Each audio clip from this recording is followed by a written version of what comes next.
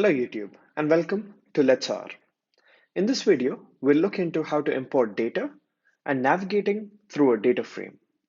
We'll primarily be working with CSV files and using the function read.csv. Now, all I've done right now is opened up our studio and created a new session.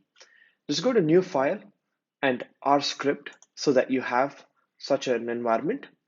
And the first thing that you want to do is make sure that you know what your working directory is.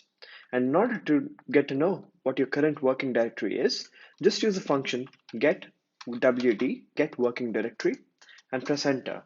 You could see that you get a path. Now, mine is intended to where it should be. If yours is not, you have to use the function called set wd, which is essentially set working directory, and provide a full path, and then just press enter. If you want to do it using the graphical user interface, then just walk through the path that you want to go to. In my case, it would be documents, and then I get to the R developer. I go to intro to R, and this is where I have my data source, studentgrades.csv, that I'll be working with today. And then once you do that, all you got to do is just set this path as the working directory. Anyways, now let's get into it. Now that we've set our working directory, let's take a quick look at the data that we'd be working with. I've created an Excel sheet that contains some randomly generated numbers and data.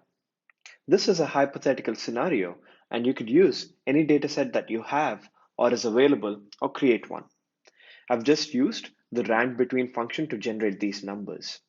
To give you a little bit of an hypothetical scenario, essentially what I've done is created 52 students, and I have scores for 4 subjects that they've achieved. The student also has names. In this case, I have a total of 6 attributes or 6 columns and 52 rows. And I'd like to read this data into R and save it as a data frame. I'd actually be doing that using the read.csv function. To take a quick look at what it takes in and what it performs, just do the question mark read.csv command and run it. And you could see that the data input is essentially going to be a file or a file path along with a few more arguments. And then you're going to get as an output a data frame from it, which you can store into an object. Now, in our case, we're working with this command right here, read.csv. All I have to do is give it the file name, and then if there is a header and what the separator value is, in our case, since we're working with a CSV, our separator value is comma. And then, actually, before we get into that, let me cover what a header is. In our case, a header is nothing but the first row that contains the names of the fields or names of the attributes. Imagine that we did not have this column and I deleted it. In that case, there is no header, so the header would be set to false. In this particular example, since I have the labels, I can set it to true. That way, our or the data frame does not consider the first row to be part of the data, but rather just the label itself, which you can use. Now that we know what our data is and where it is stored, let's go ahead and run the command read.csv. And as you could see, RStudio helps us in identifying what arguments it takes in. First, I'll have to provide the file name. Since the file name is a string, I just go ahead and enter studentgrades.csv. Essentially, I'm specifying the name of the file as we can see here in our directory. And then, since I have header, I'd give header equals true. Essentially, this reads in the data, and whatever the first row is, it'll consider that to be its label names or column names. And then the separator in this case is going to be the character comma. Once I give that, it's done. You should be able to read the data in. As you can see, We've essentially read the data in with the student ID, student name, math, physics, chemistry, and history being considered as the header. In order to save this or store this into an object and load it into our environment, just use the leftward pointing arrow and store it into a variable. And the read.csv function has converted the data into a data frame. And I have that data frame stored into the data variable. When I click run, you can see that it comes in this tabular format and it consists of 52 rows along with 6 columns. Now, with just a single line of code, we've actually read our CSV file, and whatever data is in there has now been formatted into the data frame, and that data frame has now been stored into the data variable. Let's now see how we can access this data using a few basic functions that come within the base R packages. First, we'll be taking a look at the dimensions or the dim function. Let's take a look at what this takes and what it is. The dimensions of an object. Essentially, this function retrieves or sets the dimensions of an object. In other words, when we pass in an object into the function, it returns what the dimensions of that are. So let's take a look at what this looks like. I'll just run the function dimension, and as an input, it takes in one argument. In this case, I'll give it the data variable. Essentially, that's the data frame. And when I run, you should see that it provides me with the row by column data. So we have 52 rows and 6 columns. And then let's also take a look at another way of being able to access the same information using the end row and end column function. What the end row and end column function is essentially it's a short form for number of rows and number of columns. So in our case, we're giving it the same data frame, so data and data. Essentially, the other way to read this is get me the number of rows from my data object, and from the same data object, get me the number of columns, and then run the combine function so that I get both of them together. So when I run this line, you could see that I get the same output as dimensions data. Another function that you can use to access data or get basic information or overview about the data that you've loaded is the names function. What the names function does is essentially it provides you with the output of all the labels or attributes that are part of your data set. In this case, we get our column names, student ID, student name, math, physics, chemistry, history. So these are just some of the basic fundamental data accessing functions that you can use. And there are a few others as well. Before we dive into being able to access and retrieve certain data elements or values from the data frame, let's take a look at another important function known as the structure or the str function.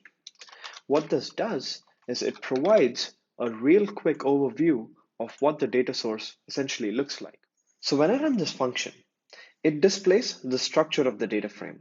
In this case, we learned that there are 52 observations with 6 variables or column names. Then for each column, R provides the type of data that's stored within it. In this case, student ID is an integer, student name is a factor or a string, and then displays the values that are stored within it. So now that we've seen what the dimensions of our data frames are, what the structure is, and how the data is stored within the data frame, let's try to get a few rows and extract a few rows from the data. A more succinct and cleaner view of the data can be gathered using the head function. The head function takes in two parameters: the identity of the data frame, in this case it would be the data itself, and the number of rows we wish to return from this data frame. So imagine we want to return the first 5 rows. I just type in 5 and hit run, and it displays the first 5 rows from the data object. Okay, so now we know how to display the first few rows or first n number of rows using the head function. Now, what if I want to access an individual element, a particular data element from the data frame? How do we do that? Now, let's say, for example, I want to access the element 74, which is essentially the fourth row and the third column. For that, it's actually very easy. Just type in the name of the data frame that you want to access it from, or the object. So in this case, it's going to be data.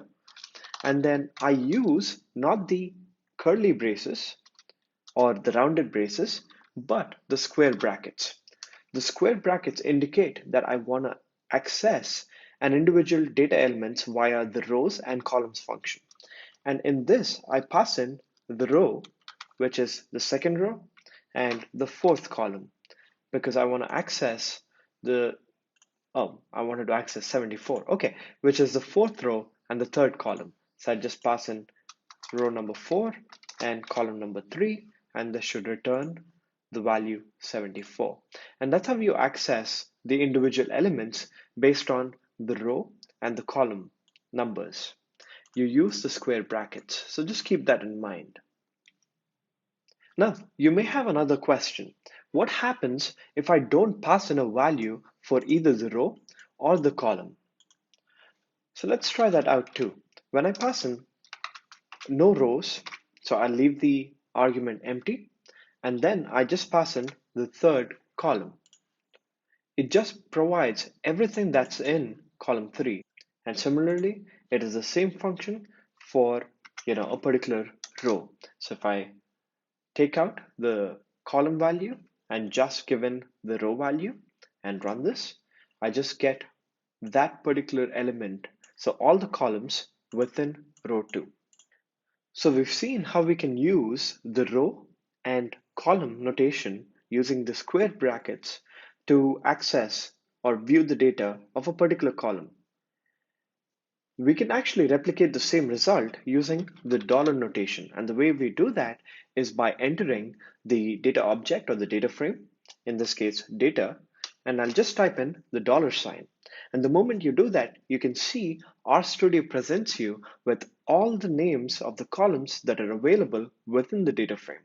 So let's say, for example, in this case, I want to access the names of the students. I just click on that. And when I run this command, I get access to all the data that's within the column student name inside of the data frame. Another way of being able to access the data is we can directly send in or type in the name of the column in the bracket or the square bracket notation. So the way I do that is data, and imagine I want the third row in the student name, right? Yeah, student underscore name column. And when I run this, it should return C. And as you can see, it does return C because essentially what I'm telling R to do is go into my data frame and access the student name column and fetch me the third row. So it does this same thing. It goes into the student name column, goes into the third row, and fetches me this value. So rather than accessing individual elements or singular data points, let's take a look at how we want to access or how we can extract multiple results or multiple data points or a series of values. And the way we do that is using the colon notation. So in this case, what I'm going to do is, again, give my data frame and then pass in the second row, and I'll tell it to fetch, the columns 2 to 4. So what this does is it goes into your data frame or the data table and then goes into the second column, the second row, so row number 2, and it brings in all the values from 2 to 4, from column 2 to column 4.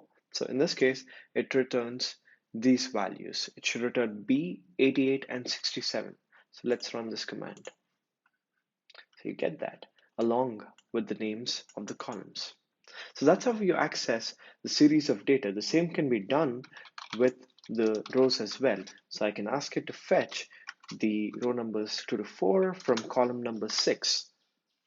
And when I run it, I'm going to get that. Essentially, what this is doing is it's going to column number 6, which is the history column, and then it returns the 2 to 5th row. So that'll be 36, 49, 76, and 42.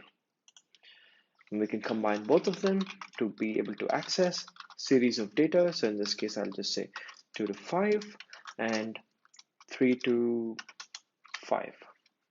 And then when I press run, I'm going to get access, or it's going to display the matrix that corresponds to row number 2 to 5 and column number 3 to 5. Now, what if I do not want to access consecutive columns or rows, but rather a certain number of rows or columns? For this, we use the C function, the combine or the concatenate function. The way I'd use that is again passing my data frame and in my square brackets given a certain row. And let's say, for example, I want to go into my second row. And this time around, I want to access the first column and then the third column and then the sixth column. All I have to do is just pass it into the combine function. So what this returns is it takes in 1, 3, 6, and it tells the data frame to access the second row and return the values corresponding to the first and the third and the sixth column within the second row. So when I press run, I get student ID, math, history. So with this, we come to an end of this video. In this video, we've learned how to import data using the read.csv function and also navigate through the data frames using a variety of functions, including the str, the head, the square bracket notation, and also using the combine function within the row and column notation, as we've seen with line number 27. In the next video, we'll be exploring data frames in R more in depth. Particularly, we'll be looking at descriptive statistics. It is important that before we start the rigorous analysis of any data, that there are two exercises we go through irrespective of what kind of data that you're working with. One, descriptive analysis, and two, data cleanup. In the next video, we'll particularly focus on descriptive analysis, which essentially includes the generation of summary statistics, which are often grouped by creating conditions for subsetting the data. And we will begin with generating overall descriptive statistics, which include the mean, median, mode, standard deviation, etc. So hopefully you liked this video. And if you found this useful and helpful, please consider leaving a like down below, share, and subscribe.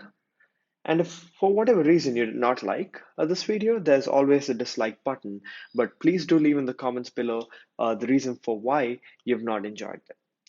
My recommendation for you is now to go back, find a data set or create your own data set, start importing them and play around with the functions that we've looked into, and also do a little bit of research yourself to see what other kinds of functions are available to access your data.